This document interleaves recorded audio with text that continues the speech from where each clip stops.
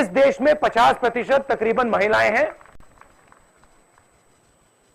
और इनके बिना यह देश कभी खड़ा नहीं हो सकता है। ये सुपर पावर की बात करते हैं, सुपर पावर की बड़ी बड़ी बातें होती हैं। जब तक महिला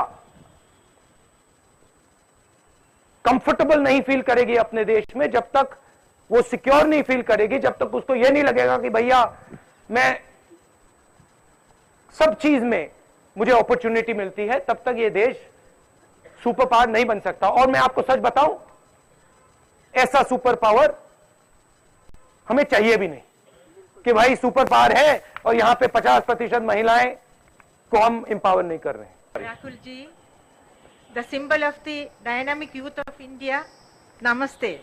Namaskar. I am Dr. Mary George from Kerala. I am representing 8 people from Kerala.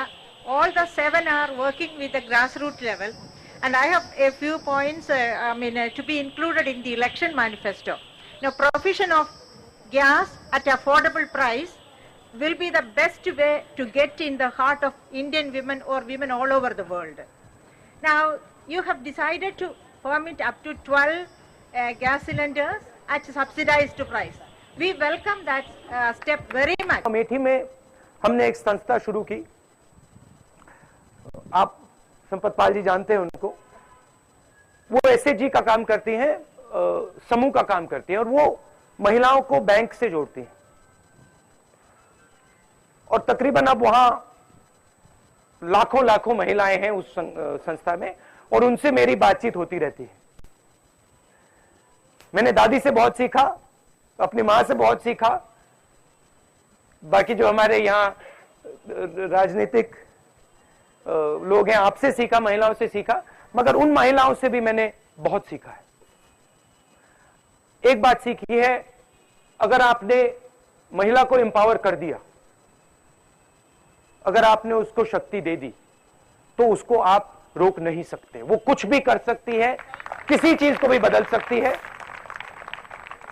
और हर एक महिला इस देश के लिए एक एसेट है। मैं चाहती हूँ कि माइनॉरिटी बहनों की भागीदारी होनी चाहिए। आज एक उम्मीद लेके सर मैं ऑल पूरे इंडिया की आंगनवाड़ी वर्कर्स की तरफ से आई हूँ। आज आपको 28 लाख आंखें इधर देख रही है आंगनवाड़ी टीचर्स की। एक उम्मीद लगा के बैठे हैं सर, हमारा कुछ होता नहीं, पेंशन का है और हमारा मानधन भी हमको टाइम पे नहीं मिलता। जब तक हमको मानधन नहीं मिलता है सर, हमको कुछ शासकीय दर्जा मिलना चाहिए। उत्तराखंड में बहुत समस्याएं हैं जो आपको अवगत कराना जरूरी है। सबसे मेन समस्या है कि हमारे यहाँ रोजगार के बहुत साधन नहीं है। जो हमारा पहाड़ी क्षेत्र है उसमें चाइना और नेपाल का बॉर्डर है। सर, बहुत पहले कुछ गुरिल्ले लोग वहाँ पर नियुक्त किए गए थे एसएसबी द्वारा, आज वो बेरोजगारी के कगार में है। कई लोग बार हम लोग जब संगठनों के लोग उनसे मिलने जाते हैं, पंचायतों के लोग जाते हैं, तो उनकी बहुत पीड़ा होती है। तो एक बार पिछले बार मीडिया द्वारा मैं देख रही थी कि कुछ 40 साल तक के लोगों को कहीं पर नौकरी दी जाएगी, लेकिन सर जो 40 साल से ऊपर के लोग हैं उनका क्या होगा, उन पर भी विचार किया जाएगा। मैनिफेस्टो में आप एक चीज डालना चाहें तो डिसेबल्ड लोगों के लिए, तो आप क्या डालेंगे? सर, मैनिफेस्टो में ये चीज आप डाल सकते हैं कि जो सोशल डेवलपमेंट बोर्ड है उसमें 100% महिलाओं के लिए है, तो उस 100% में जो केंद्र सरकार ने 3% आरक्षण दिया डिसेबल्ड को, वो इम्प्लीमेंट हो।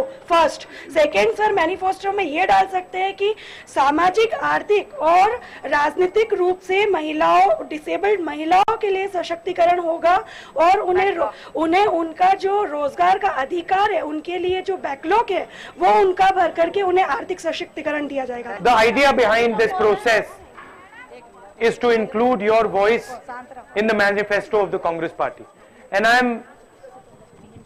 I must say that I'm quite happy after coming here and talking to you because frankly I think this country is very safe because we have such talented women in this country like yourselves. We've done quite a lot of work, as I said. We've done work for women over the last 10 years, but we need to be aggressive and we need to keep going forward and making sure that women are empowered in this country.